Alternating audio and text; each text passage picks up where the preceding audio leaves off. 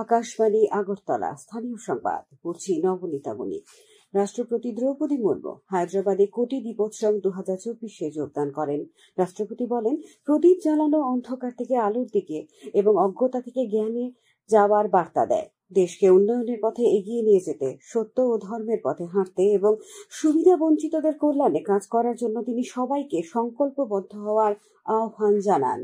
রাজ্যপাল ইন্দ্রসেনা রেড্ডি নাল্লু বলেছেন, ত্রিপুরা ছোট রাজ্য হলেও ঐতিহাসিক এবং সাংস্কৃতিক দিক থেকে খুবই সমৃদ্ধ।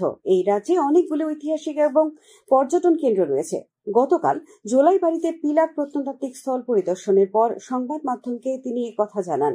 তিনি বলেন, ত্রিপুরা দেশের অন্যান্য রাজ্যগুলির সঙ্গে উন্নয়নের নিরিখে প্রতিযোগিতায় রয়েছে এবং সামনের দিকে এগিয়ে যাচ্ছে।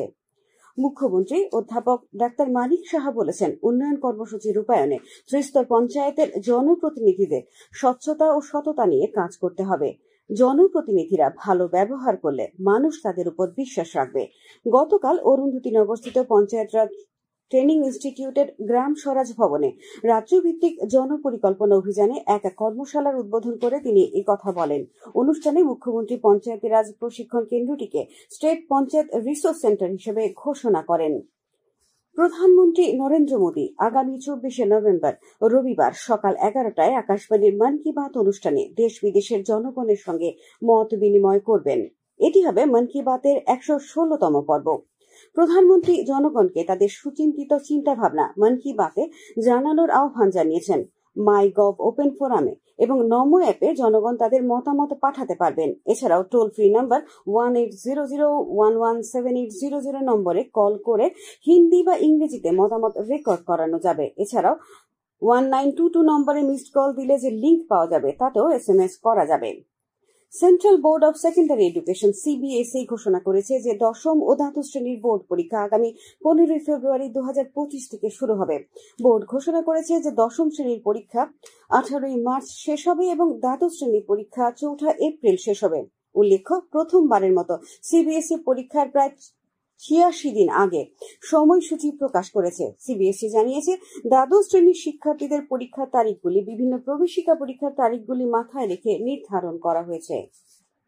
মৎস্যমন্ত্রী সুধাংশু দাস জানিয়েছেন, রাজ্যের বন্যায় ক্ষতিগ্রস্ত মৎস্য চাষীদের 10 কোটি টাকা আর্থিক সহায়তা প্রদান করা হয়েছে। গতকাল বিশ্ব মৎস্য দিবস উপলক্ষে আগরতলার প্রজ্ঞা ভবনে মৎস্য দপ্তর আয়োজিত রাজ্যভিত্তিক অনুষ্ঠানে তিনি কথা বলেন। তিনি বলেন, আগামী ডিসেম্বর মাসে ঊনকোটি জেলার 17 হাওরে ইন্টিগ্রেটেড একুয়া পার্ক নির্মাণের কাজ শুরু হবে।